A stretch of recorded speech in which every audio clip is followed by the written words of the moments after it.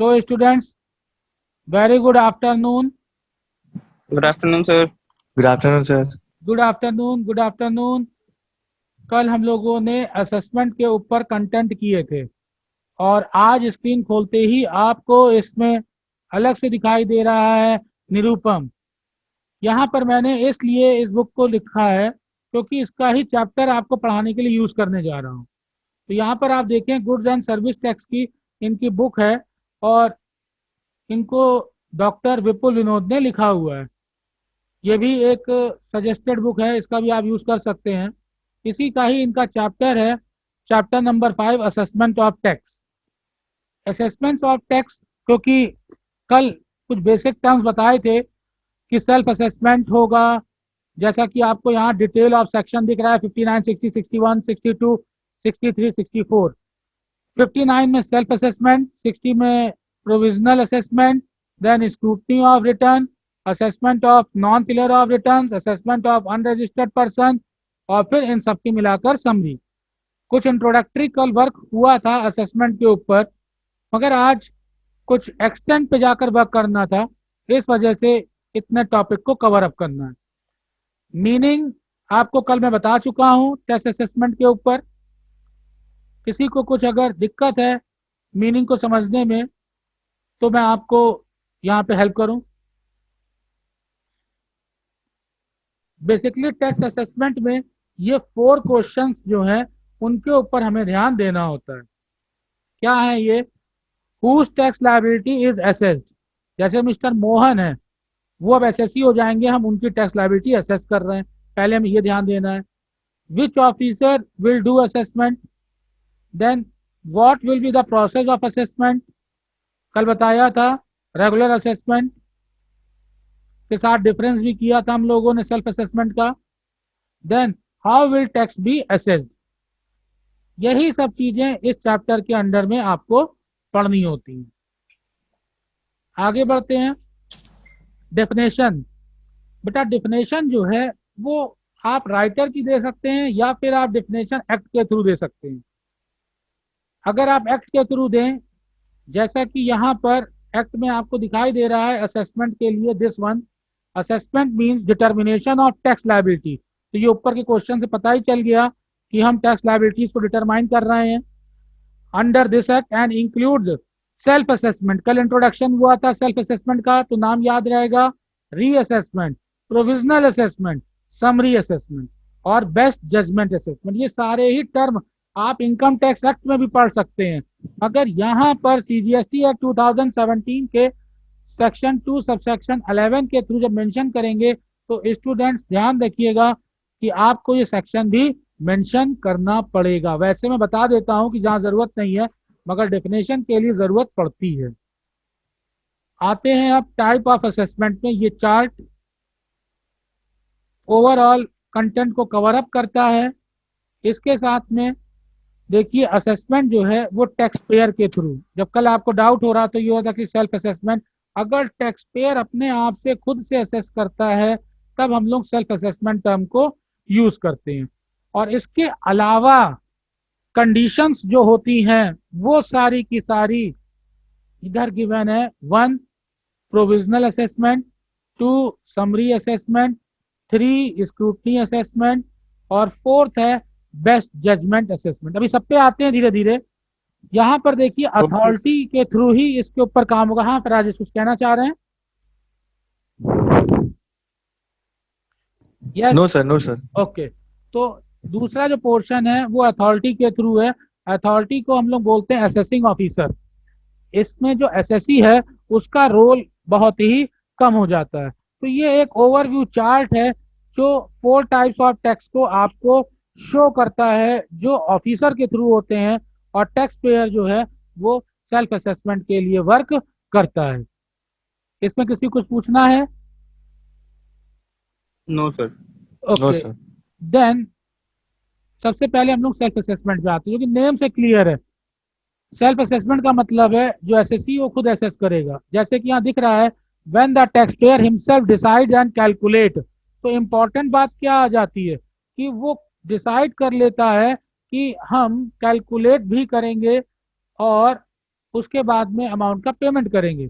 ये इसका important term हो जाता है। नेक्स्ट थिंग,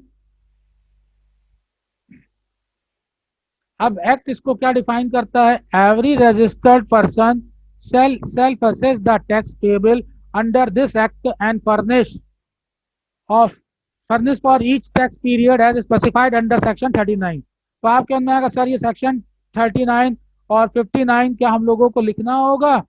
नहीं बेटा, बस आप इसका इंपॉर्टेंट पॉइंट लिख दीजिएगा कि रिकॉर्ड ये मेंटेन करेगा, डिपॉजिट ऑफ टैक्स करेगा, कैलकुलेट भी एसएससी खुद करेगा। ये सारी चीजें सेल्फ असेसमेंट के अंडर में आती हैं। इसके एक्सप्लेनेशन में थोड़ी सी ध्यान देने की जरूरत पड़ती है। पॉइंट नंबर 1 है, if the registered person is submitting, कल मैंने बताया था GSTR 01 देगा और GSTR 2 जो है वो उसकी इनवर्ट सप्लाई और मंथली रिटर्न। तो 1 2 3 इससे रिलेटेड है, जिसमें ITR के लिए ITC को क्लेम करेंगे। तो देखो इनपुट टैक्स क्रेडिट है GSTR 3 को लेकर के। सेकंड नंबर पॉइंट पे आते हैं। ये second number point, self assessment is the primary responsibility of the tax pair. Sir इस प्राइमरी रिस्पॉन्सिबिलिटी और टैक्स पेयर का क्या मतलब है? इसका मतलब है कि सबसे पहले टैक्स पेयर को खुद ही टैक्स कैलकुलेट करना चाहिए, ये इसकी प्राइमरी रिस्पॉन्सिबिलिटी है। और जब वो फेल हो जाए या नहीं कर पाए किसी वजह से, तब असेसिंग ऑफिसर जो है वो इंडल्ज होता है। आप कहेंगे सर हमारी मर्जी, हम तो नहीं करते, असेसिंग ऑफिसर खुद करे। बेटा आपके थ्रू जो है वो जस्टिस हो सकता है, मैनेज हो सकता है, तो सर क्या ऑफिसर के थ्रू नहीं होगा? समझिए बात को, ऑफिसर एक एक रिपोर्ट चेक करेगा तो प्रॉब्लम भी ज्यादा हो सकती है। हो सकता है कुछ ऐसे पॉइंट्स हो जो आपकी पकड़ में नहीं आए, तो इस वजह से फर्स्ट प्रायोरिटी एसएससी को दी जाती है कि एसएससी खुद ही इसका जो है जजमेंट करे। Then point number 3, the assessment as made by registered person would be treated as final, और ये सीधे सीधे फाइनल कर लिया जाता है, इसमें किसी तरह की कोई प्रॉब्लम नहीं होती है। तो सर जब प्रॉब्लम नहीं तो फिर आगे क्या जरूरत होगी, इसका आप लोगों का मन आएगा जी। तो समझिए, तभी आपका प्रोविजनल असेसमेंट शुरू होता है। तो प्रोविजनल असेसमेंट में क्या है इसको देखते हैं। क्या मैं शुरू करूं? Yes, sir. तो okay, some time tax payer is not able to assess, कल बताया था किसी वजह से वो असेस नहीं कर पा रहा है। अगर किया तो सेल्फ असेसमेंट हो ही गया, वजह कुछ भी हो सकती है। तो क्या रीजन हो सकते हैं? कल डेप्थ पे नहीं गए थे, कल सिर्फ इंट्रोडक्टरी वर्क था खाली। Point number 1, he is not able to calculate correctly, correct नहीं कर पा रहा है, उससे प्रॉब्लम हो जा रही है, कुछ एरर्स हो जा रहे हैं या रूल्स नहीं पता है। Second point, he is not sure about which item include, मैंने बोला रूल नहीं पता है कि सप्लाई का कौन सा आइटम एग्जाम्प्ट है और किसको कैलकुलेट करना है किस रेट से। पॉइंट नंबर 3, यहाँ पर वो वैल्यू ही नहीं डिसाइड कर पा रहा। कल के एग्जाम्पल मैंने बताया था कि ट्रांजेक्शन 10,000 रुपए का हुआ और 10,000 रुपीज ही आप एसेस नहीं कर पाए, in that situation problem arises. Point number 4, he is not distinguish between service and goods, कई बार सर्विस और गुड्स को अलग अलग लेना होता है और जब अलग नहीं कर पाते हैं तब उनका कैलकुलेशन अलग तरीके से करेंगे। तो सर्विस को हम सेपरेटली डील करते हैं, गुड्स को अलग करते हैं, मगर जब एसएससी नहीं कर पा रहा तो ऑफिसर के पास जाएगा। पॉइंट नंबर 5 की प्रॉब्लम है, he is not able to figure out the particular notification is applicable to him और नॉट। सर इसका मतलब क्या नोटिफिकेशन, ये मन में आएगा कई बार, क्योंकि जीएसटी इंप्लीमेंट हुआ है, 100 से ज्यादा अमेंडमेंट इसके ऊपर हो चुके हैं, तो कुछ ऐसे टर्म्स हैं या लिमिट्स हैं, उन लिमिट्स में क्या एसएससी आता है या नहीं आता है, ऐसे अगर कोई डाउट्स है नोटिफिकेशन को लेकर के, तब वो सेल्फ असेसमेंट नहीं कर पाएगा और फिर असेसिंग का पूरा वर्क वो ऑफिसर को दे देगा। तो इसको प्रोविजनल असेसमेंट के टर्म पे यूज करते हैं। ध्यान रखिएगा ये सारा ऑफिसर ही करेगा। ओके, अब Yes, sir. Okay, sir. Procedure क्या होगा? अब प्रोसीजर को समझिए, ऑफिसर को सपना तो आएगा नहीं।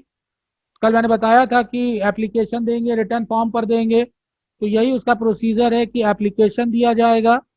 एप्लीकेशन एक फॉर्मेट के ऊपर होगा, ये फॉर्मेट हो गया GST ASMT 1 पोर्टल के थ्रू ही होगा। इसके बाद जब ये रिसीव कर चुका होगा ऑफिसर एप्लीकेशन, तो ऑफिसर जो है, प्रॉपर ऑफिसर ज़्यादा अच्छा बेहतर वर्ड है, प्रॉपर ऑफिसर फिर नोटिस देता है, और नोटिस देखो यहीं से स्टार्ट है ASMT, ASMT के बाद ASMT 2 में, क्योंकि अब पेपर वर्क स्टार्ट हो चुका है, इसके थ्रू कोई और डॉक्यूमेंट्स अगर प्रॉपर ऑफिसर मांगता है तो वो प्रेजेंट करने पड़ते हैं। The registered person will reply, और फिर उसके अगेंस्ट जब वो रिप्लाई देता है तो GST SMT 3 पर ऑफिसर के थ्रू मांगे गए जो भी रिटर्न्स हैं, पेपर्स हैं, उनको फॉलो करेगा और प्रेजेंट करेगा। Next point number 3, order.